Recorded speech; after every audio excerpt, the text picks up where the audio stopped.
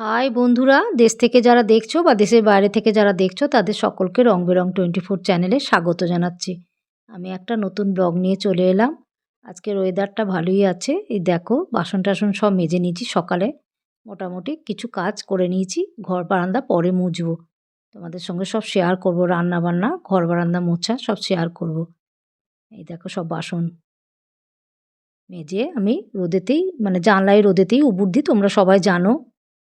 তোমাদের সঙ্গে পরে সব শেয়ার করছি। এই দেখো রান্নাটা একটু শেয়ার করে দিই। ভাত হয়ে গেছে, ভাতেতে আলু সেদ্ধ দিয়েছি।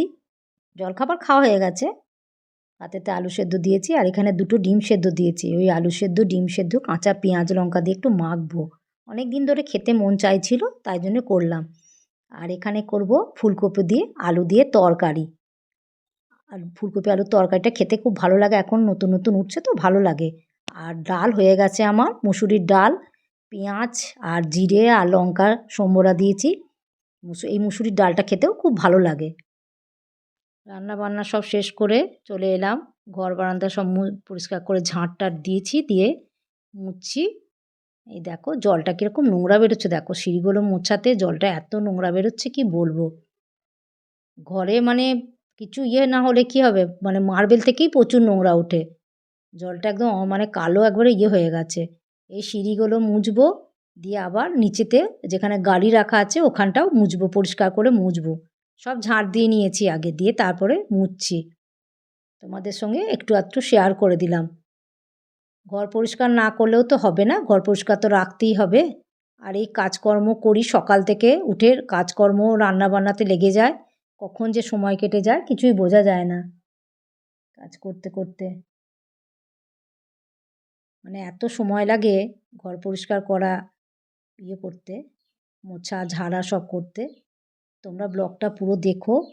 এই দেখো এইখানটাও মুছবো, এবারে জলটা পাল্টে নিয়ে আসে দিয়ে এখানটাও মুছবো। তোমাদের সঙ্গে কিছুটা শেয়ার করে দিলাম। তোমরা ব্লগটা পুরো দেখো, কেমন লাগছে সেটা অতি অবশ্যই কমেন্টে জানিও। এই দেখো ঘর বারান্দা মুছতে মুছতেই ভুতু চলে এলো কিছু খাবে বলে। এই দেখো দাঁড়িয়ে আছে, ওকে একটু রুটি দিয়ে দিই, তারপরে আবার তোমাদের সঙ্গে শেয়ার করছি। এই যে রুটি দিয়ে দিলাম ওকে, রুটিটা ততক্ষণ খেতে থাক। আমার ঘর বারান্দা সব পরিষ্কার করে মুছে টুছে নিয়ে আমি এবারে স্নানে যাব। স্নান টান করে নিয়ে তারপরে তোমাদের সঙ্গে আবার শেয়ার করছি। ব্লগটা বেশি বড় করব না, ব্লগটা ছোটই থাকবে। এই যে আমি এবার স্নান টান সারলাম, পায়খানা বাথরুমটা একটু পরিষ্কার করলাম বলে মাথাটা মানে শ্যাম্পু করে নিলাম। তোমরা ব্লগটা পুরো দেখো, কেমন লাগছে সেটা অতি অবশ্যই জানাবে। এবারে ঠাকুরকে পুজো টুজো দিয়ে তারপরে খেতে বসার পালা। ব্লগটা আমি বেশি বড় করলাম না, ব্লগটা ছোটই রাখলাম। তোমরা ব্লগটাতে লাইক করো, শেয়ার করো, সাবস্ক্রাইব করো। তোমরা ভালো থেকো, সুস্থ থেকো। Love you all.